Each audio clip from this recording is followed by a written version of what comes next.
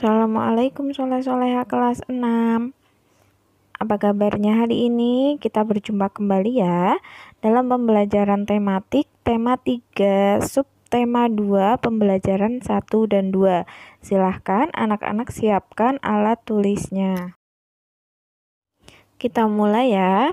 Silakan anak-anak buka buku kalian halaman 61.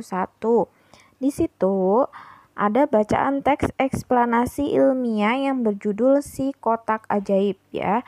Anak-anak baca teksnya, kemudian kita akan menuliskan informasi penting dalam setiap paragraf pada diagram yang ada di halaman 62. Ya, setelah dibaca kita bahas ya. Yang pertama, paragraf 1, topik masalah. Dalam teks tersebut, topik masalah yang dibahas adalah tentang penemuan televisi. Kemudian pada paragraf kedua atau deret penjelas. Deret penjelasnya adalah tentang prinsip kerja televisi secara umum adalah mengubah sinyal elektronik dan magnetik menjadi gambar dan suara. Dan kesimpulan serta pesan atau pendapat pribadi dari penulis. Ada di paragraf terakhir adalah penemuan televisi juga dikategorikan sebagai penemuan besar yang mampu mengubah peradaban dunia. Ketika membaca teks eksplanasi ilmiah tadi, anak-anak menemukan beberapa penggalan-penggalan kalimat yang bercetak miring. Silahkan tuliskan kalimat-kalimat tersebut pada buku kalian yang ada di halaman 63. Kalimat tersebut nanti akan kita diskusikan pada kegiatan pembelajaran berikutnya ya. Seiring dengan perkembangan teknologi, saat ini terdapat banyak stasiun televisi yang menayangkan berbagai acara. Ada berita, film anak-anak, sinetron, dan acara hiburan lainnya. Lalu bagaimana cara kita menyikapi hal tersebut? Tentunya ada dampak positif dan dampak negatif dari televisi terhadap kehidupan masyarakat. Kita cari tahu bersama-sama ya. Apa saja pengaruh positif dari beragam informasi yang ada di televisi? Contohnya yaitu sebagai sarana belajar tambahan ya.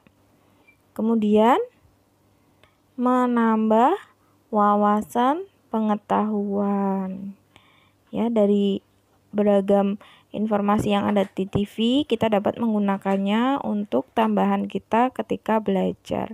Kemudian pengaruh negatifnya apa? Contoh pengaruh negatifnya adalah menjadi malas belajar dan lain-lain. Materi berikutnya adalah tentang rangkaian listrik ya. Jika pembelajaran sebelumnya anak-anak sudah belajar tentang rangkaian seri, sekarang kita akan belajar rangkaian listrik yaitu rangkaian paralel. Rangkaian paralel adalah rangkaian listrik yang disusun berderet, di mana masing-masing lampu memiliki rangkaian tersendiri yang terhubung kepada sumber energi. Karena itu, apabila ada satu atau lebih komponen yang rusak, maka komponen yang lainnya akan tetap berfungsi. Contohnya adalah rangkaian listrik yang ada di rumah kita. Itu adalah contoh dari rangkaian listrik paralel. Silahkan anak-anak gambar rancangan lampu paralel sederhana yang ada di halaman 66. Kita masuk ke pembelajaran 2. Ya. Di situ di halaman 70 nanti anak-anak akan menemukan teks yang berisi tentang penemuan jam mekanik ya. Silakan dibaca, kemudian isilah pertanyaan yang ada di halaman 71. Jam adalah pengatur waktu yang sangat erat dengan kehidupan manusia. Dengan adanya jam, kita dapat menentukan waktu untuk melakukan berbagai aktivitas. Dengan mengatur waktu yang baik, kita juga dapat menjadi pribadi yang disiplin waktu. Sekarang kita simak ya cerita dari Siti yang berjudul Jam Membantu Siti Tepat Waktu. Setelah dibaca dan difahami teksnya, anak-anak kerjakan dan jawablah pertanyaan yang ada di halaman 72 ya.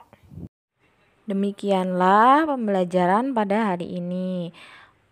Kurang lebihnya mohon maaf. Wassalamualaikum warahmatullahi wabarakatuh.